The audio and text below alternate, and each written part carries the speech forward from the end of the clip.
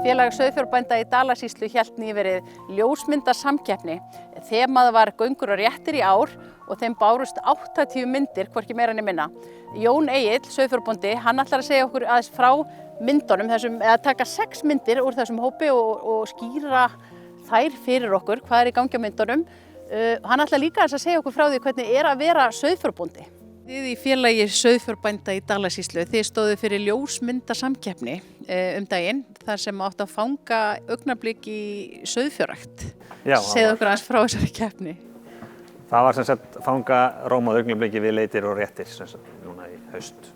Við fengum 80 myndir inn í keppninu.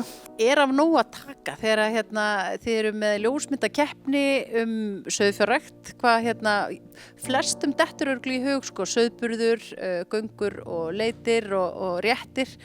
En þetta er svo miklu meira.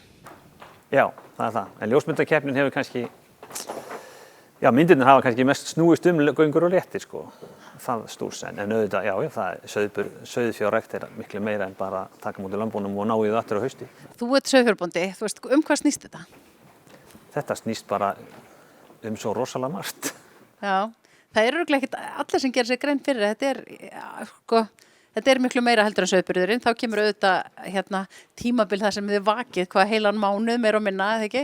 Jú, það er törn þá.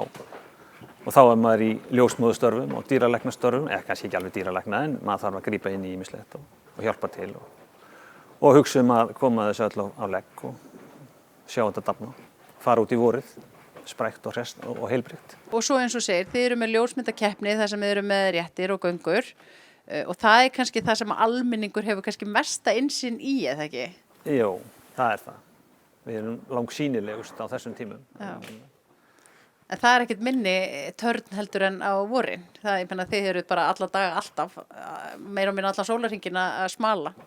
Já, sumum svæðum þar sem er orðið strjálbýlt, þá er bara frá byrjun september, jafnvel endan ágúst og alveg bara fram í endan nóvember að vera það elta við kindur, Já.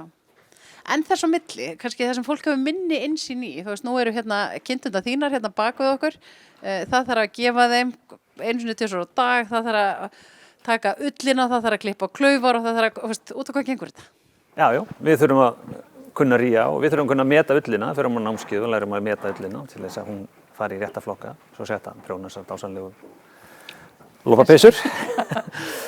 Og svo erum við náttúrulega á sumrin og vorin, þá erum við undirbúið að afla heyja og það þarf náttúrulega að passa sig að bera á og fá góð uppskeru og svo þarf maður að vera með puttan á púlsinu hvenær grasið er orðið passlegt til þess að það sé næringagott fyrir þær veturinn, þannig að maður er alltaf að hugsa fram í tímann. Nú erum við að tala við þig í desember og þá er nú verið að leggja drög að vorinu, að sauðburðinum. Já. Það er nú eitt enn verkefni sem að sauðfjárbændur standa í. Það er að para kindur og hrúta og sæða jafnvel og eitthvað svona. Það er nú líka, hvernig á ég að leggja það upp? Er það starffræði, er það verkfræði eða hvernig er þetta valið?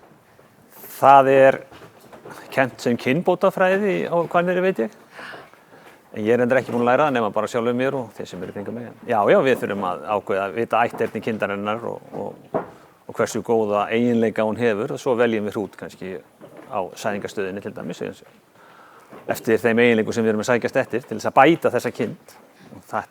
Þetta er kannski algebra í sínu, stoltir svona...